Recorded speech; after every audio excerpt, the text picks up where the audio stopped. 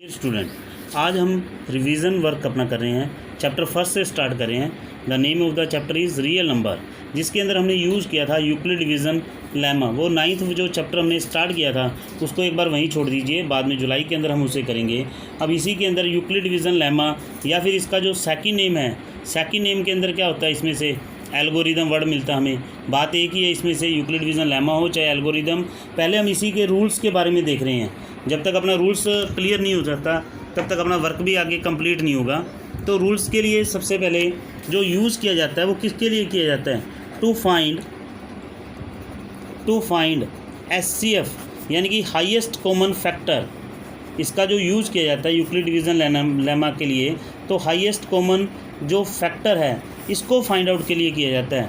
To find the HCF between, जो HCF हमने find out करना है, HCF between two number, two positive numbers A and B, यानी कि टू नंबर्स होंगे जिनके बीच में हमने HCF फाइंड आउट करना है। Where A is greater than B, और जो A होगा वो B से क्या होगा, ग्रेटर होगा, by using Euclid division lemma से। फिर हम इसके रूल्स के बारे में देखते हैं कि रूल्स इसका क्या कहता है। रूल्स इसका कहता है कि फर्स्ट जो रूल होता है वो होता है कि अप्लाई EDL लिख देते हैं हम। EDL यानी कि यूक्लिड डिवीज़न लेमा, या फिर EDA कर दो यानी कि यूक्लिड डिवीज़न एल्गोरिदम। टू या फॉरवर्ड यूज़ कर सकते हो, A एंड B। अगर इन दोनों के लिए हम यूज़ करते हैं तब क्या आता है, then A is equal to BQ plus R। अब ये चीज़ कैसे आती है, अब इस चीज़ को समझिए। यानी कि टू नंबर्स हैं और मैंने ये भी बोला था कि A is greater than B। A वो होगा जो बड़ा नंबर होगा, यानी कि ग्रेटर नंबर के लिए आप यूज़ करोगे। जैसे हम फॉर एग्जांपल ये लिखते हैं, A को हम डिवाइड करते हैं B से। A को हमने डिवाइड किया B से, Q4 क्या होता है, क्वोशिएंट। डिवाइड करने पर जो रिमाइंडर बचेगा उसको हम किससे करते हैं, R से। इसका वर्क हम यूज़ कर रहे हैं, यानी कि इस चीज़ का हम यूज़ कर रहे हैं फॉर डिविडेंड।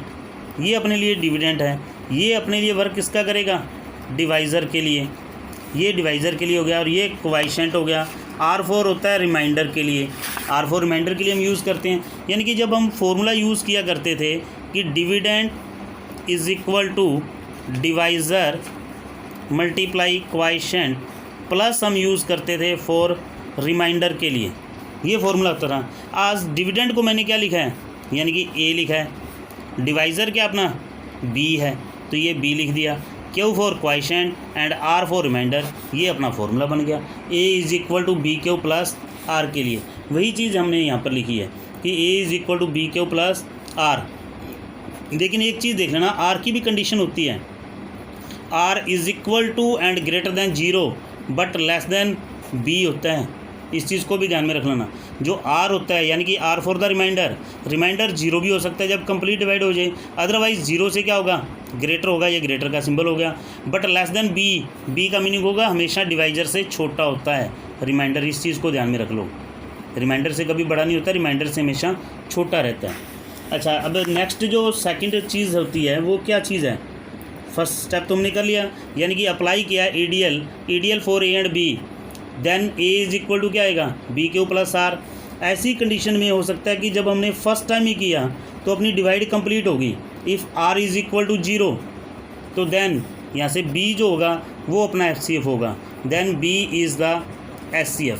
अगर फर्स्ट स्टेप के अंदर ही अपनी डिवाइड कंप्लीट हो जाती है तब होता है कि B इज़ द HCF। अब मान लीजिए कि फर्स्ट स्टेप के अंदर डिवाइड कंप्लीट नहीं होती, if R not equal to 0, तब हम क्या करेंगे, then again apply EDL for. अब किस किस के लिए यूज़ करोगे, हमेशा B एंड R, यही नेक्स्ट स्टेप के अंदर आगे जाएंगे। अप्लाई B एंड R, अब ग्रेटर नंबर होगा इनमें से B, ये भी ध्यान में रख लेना। अब जो ग्रेटर नंबर होगा B, R जो होगा वो अपने लिए वर्क करेगा एज ए डिवाइज़र। नया जो क्वोशिएंट आएगा उसको हमने Q1 लिख दिया, नया रिमाइंडर आएगा उसको हमने R1 से डिनोट कर दिया, तब ये चीज़ बनेगी। अब फोर्थ लाइन कहती है कि इफ़ R1 इज़ 0, अगर यहाँ जाकर R1 0 हो जाता है तो देन डिवाइज़र क्या चल रहा था, अपना R चल रहा था, तो then R is the HCF। ये चीज़ ध्यान में रखोगे। अगर यहाँ पर भी देखते हैं, फिफ्थ लाइन हम ये कर रहे हैं कि if R1 not equal to 0 then again apply EDL, then again apply EDL for EDL का फिर आप यूज़ करोगे। लेकिन अब फिर आगे जब हम यूज़ करते हैं, अब क्या क्या जाएगा आगे, R एंड R1, यानी कि जो B और R की जगह पे होता है उन्हीं चीज़ों को यूज़ करोगे। लेकिन ये प्रोसेस कब तक चलेगा, ये प्रोसेस तब तक चलेगा जब तक कि रिमाइंडर अपना 0 नहीं हो जाता। At last reminder is equal to 0 then divisor is the SCF, यानी कि इस प्रोसेस का आपने तब तक यूज़ करते रहना है जब तक कि अपना रिमाइंडर 0 नहीं आ जाता। और जब अपना रिमाइंडर 0 आ जाएगा उस वक्त जो डिवाइज़र होगा वो अपने लिए एज ए वर्क करेगा HCF का। इस चीज़ को ध्यान में रखोगे। फिर भी हम अपने कुछ एग्जांपल आगे ले रहे हैं, जैसे कि एक्सरसाइज 1.1 में से कुछ क्वेश्चन समझने के लिए, और यहीं से आपको होमवर्क भी मिलेगा और उसी होमवर्क को आपको सेंड करना होगा डेली। इस चीज़ को भी ध्यान में रख लेना। अब जैसे हमने फर्स्ट क्वेश्चन लिया, फर्स्ट क्वेश्चन ए में से भी second part, find HCF of 55 and 210 by EDL। EDL का मीनिंग वही जो शॉर्ट क्लास स्मॉल क्लासेज में आप करते थे, जिसके लिए यूज़ किया जाता था फॉर द लॉन्ग डिवीज़न। आज उसके लिए हम यूज़ क्या कर रहे हैं, EDL। प्रोसेस तो अपना वही सेम टू सेम है, बस उसका नेम चेंज किया गया और कुछ नहीं। अब रफ़ के अंदर आपने यहाँ से डिवाइड यूज़ करनी है। डिवाइड यानी कि 210 को हमने 55 से डिवाइड करना है। ये चीज़ अपनी साथ साथ यूज़ करते रहना। अब यहाँ से हमने वर्डिंग क्या लिखनी है, वर्डिंग अपनी आएगी अप्लाई EDL, करें अप्लाई EDL फॉर 55 एंड 210। मैंने पहले बोला था ये अपने लिए A का वर्क करेगा और ये वर्क करेगा B के लिए, यानी कि 210 इज़ इक्वल टू, अब 210 को 55 से डिवाइड कीजिए, 3 पर जा रहा है तो यहाँ पर क्या रहेगा 165। तो ये अपने लिए रफ वर्क चल रहा है। 5 यहाँ पे 0 रह जाएगी, यानी कि 10 में से 6 को करोगे तो यहाँ पर क्या आएगा 45। यानी कि इस वक्त जो डिविडेंड है वो अपना 210 है, जबकि डिवाइज़र अपने लिए क्या है 55, क्वॉशेंट अपने लिए 3, और प्लस हम क्या करेंगे रिमाइंडर, यानी कि A is equal to BQ plus R। और हर बार आगे के प्रोसेस में B एंड R का ही आपने नेक्स्ट आगे यूज़ करना, और ये यूज़ तब तक करोगे जब तक कि अपना रिमाइंडर 0 ना आ जाता। यहाँ पे वर्डिंग आएगी आगे again apply EDL for 55 and 45।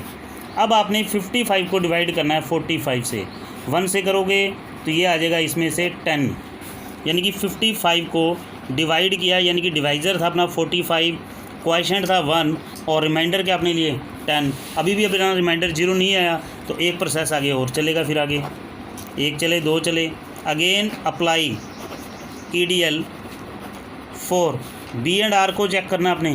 B and R क्या है 45 एंड 10। इट्स मीनिंग हमें 45 को डिवाइड किससे करना है 10 से, तो ये अपने लिए क्या आएगा 4 पर जाएगा, यानी कि 45 को मैंने डिवाइड किया 10 से, क्वॉशेंट मेरे लिए है 4, जबकि रिमाइंडर मेरे लिए क्या है 5। अभी में मेरा रिमाइंडर 0 नहीं आया तो आगे फिर स्टेप हम यूज़ करेंगे अगेन अप्लाई EDL फॉर, अब B क्या है 10 एंड 5, B एंड R का ही आपने आगे यूज़ करना है। अब आपने 10 को डिवाइड करना है, किससे डिवाइड करोगे 5 से, 5 टू द 10, 5 से डिवाइड किया, क्वॉशेंट में 2 आया, रिमाइंडर क्या आ गया अपना 0। जिस स्टेप के अंदर अपना रिमाइंडर 0 आ जाए तब जो B यानी कि जो डिवाइज़र होगा वो अपने लिए वर्क किसका करेगा SCF ब्रैकेट में मैंने लिख दिया 55 एंड 210, यानी कि A और B दोनों आ गए यहाँ पर, और SCF मेरा क्या आ गया 5। ये अपने लिए एज ए आंसर वर्क करेगा यहाँ पर। नेक्स्ट हम आगे और क्वेश्चन ले रहे हैं। इसी के अंदर सेकंड क्वेश्चन सी का भी लास्ट पार्ट ले रहे हैं कि जिसमें 3 टर्म्स भी आ जाएं, तब हम क्या प्रोसेस यूज़ करें। जैसे इसकी स्टेटमेंट है 48, 120 एंड 432। इनमें से किन्हीं भी 2 स्टेटमेंट को आप पहले ले सकते हो। जैसे इन दोनों को मैंने पहले ले लिया, फिर जो आंसर आएगा उसका इसके साथ एचसीएफ फाइंड आउट करोगे। जैसे मैंने यहाँ पर वर्डिंग क्या लिखनी है कि अप्लाई EDL फॉर 48 एंड 120।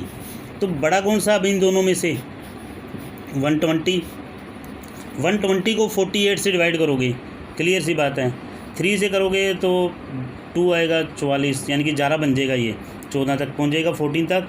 तो इसका मतलब ये 2 पर जाएगा, जिसकी वजह से 96 4 11 में से 9 को माइनस करोगे तो यहाँ पर आएगा 2, यानी कि 120 बन जाएगा। 48 मेरा डिवाइज़र है, यहाँ से चेक कर लो। क्वेश्चन में मैंने लिखा है 2, रिमाइंडर में क्या आया 24। अब मेरा बी क्या है इसमें से 48 और आर क्या है 24। अब इन दोनों को प्रोसेस में आगे अप्लाई करो, क्योंकि अभी तक रिमाइंडर 0 नहीं आया। Again apply EDL for 48 and 24। अब 48 को आपने डिवाइड करना है। 48 को डिवाइड किया मैंने 24 से, कंप्लीट डिवाइड हो गया। 48 को 24 से डिवाइड करेंगे, क्वेश्चन में 2 है जबकि रिमाइंडर में 0 है। अभी मेरा एचसीएफ क्या आया 24, लेकिन ये जो एचसीएफ आया ये तो इन 2 नंबर्स का आया है। अब इस एचसीएफ को और इस 3rd नंबर के लिए अप्लाई करना आपने EDL, फिर आपके लिए इन तीनों का जो कॉमन एचसीएफ होता है वो फाइंड आउट हो जाएगा। यानी कि आपने वर्डिंग लिखनी है अप्लाई EDL फॉर 24 एंड 432। अब ग्रेटर नंबर तो 432 है, इसको डिवाइड करोगे 24 से, 24 1 24, ये यहाँ पे रह गया 9 1 2 8 32 16 3 19, ये भी कंप्लीट डिवाइड हो रहा है। 432 ए का वर्क करेगा, 24 अपने लिए डिवाइजर था, क्वेश्चन में क्या था 18, रिमाइंडर क्या आ गया 0। इसका मतलब 24 ही अपने लिए एज ए वर्क करेगा एचसीएफ। 3 नंबर्स का जो एचसीएफ 48 120 एंड 432, तीनों नंबर का जो एचसीएफ है वो क्या आएगा 24 ही आएगा। ये हमारे लिए एज ए आंसर। आज के जो होमवर्क बनेगा आपके लिए वो है exercise 1.1, as a revision work है, लेकिन दोबारा से करो, रफ कॉपी पे करना अब आपने। तो इसमें क्वेश्चन नंबर जो है वो है 1 2 3 करने आपने। अभी 4 to 10 अभी हम अटैम्प्ट नहीं करेंगे, मैंने पहले भी आपको बोला था 4 to 10 आपको बाद के अंदर करवाऊंगा। अभी पहले आपने 1 2 3 करने हैं, और अपना जो वर्क है उसकी फ़ोटो करके मुझे भेजोगे। तो उस फ़ोटो के अंदर एक चीज़ ध्यान में रख लेना, अपना admission number, name and class जो भी आपके पास हो, सब्जेक्ट मैथ हो जाएगा। हर पेज पर बेटे राइट करना है। जैसे भी हमने ये पेज किया था तो इसे एक पेज के कॉर्नर पे लिख दो अपना नेम, एडमिशन नंबर, डेट भी डालिए विद डेट, कि आज अगर आप काम करोगे तो आज की डेट यूज़ कीजिए। हर एक पेज जो भी आपके 2 3 4 5 जो भी पेज हैं उनको करके अपना डेली वर्क भेजिए। आपकी अटेंडेंस काउंट होती है बेटे हर सब्जेक्ट में, इसलिए सभी टीचर मांग रहे हैं, इस चीज़ को ध्यान में रख लो। अब जैसे आज क्या डेट है 1 है, तो 1 है तो बेटे ये डेट आपकी हर पेज पर होनी चाहिए।